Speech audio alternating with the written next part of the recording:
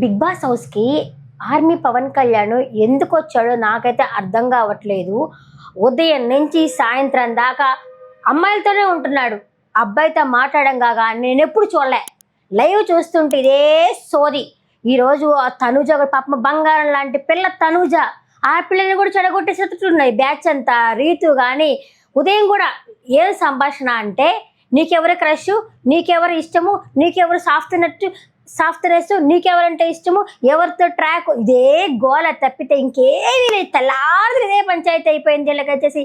ఈ ఆర్మీకి Pawan Kalyan big boss హౌస్లకు పోయేటప్పుడు అగ్ని పరీక్ష అప్పుడు అబ్బా నా గోల్ ఇది, నేను సక్సెస్ అవ్వాలంటే అందరం అనుకున్నాం అయ్యే పాపము ఆర్మీ నుంచి అసలు ఎలాంటి పర్సన్ రాలేదు కదా, ఇప్పటిదాకా రాలేదు కదా, ఇప్పుడు ఆర్మీ అబ్బాయి వచ్చాడు కదా విన్నర్ అవుతాడేమో అని అనుకున్నాం.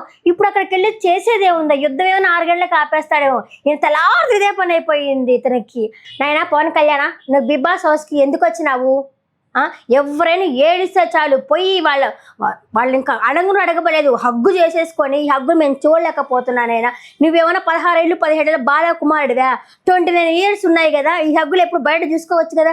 ఇక్కడికి వచ్చింది ఏడిస్తే చాలు. మొన్నటిదాకా రీతుని ఇట్ట పట్టుకొని ఏమైందమ్మా ఏడవకమ్మా అనేసి, ఆమెకేమో ఒక కంట్లో నుంచి ఒక్క బొట్టు రాదు, ఈయనేమో టిష్యూ తీసుకొని తుడుస్తుంటే ఉండరా నా మేకప్ పోతుందా అనుకునే తట్టుంది ఆ పిల్ల.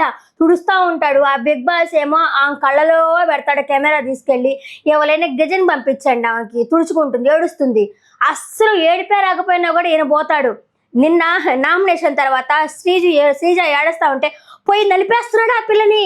ఆ పిల్ల ఏమో పిత్తివరకు అంత ఉంది, సన్నగా ఉన్నా ఓ ఏమో ఎక్కడ ఆ పిల్లకి ఏమన్నా అవుతుందా అనుకున్నా, వచ్చి పోయి నలిపేస్తా ఉన్నాడు. ఈ హగ్గులేంటి?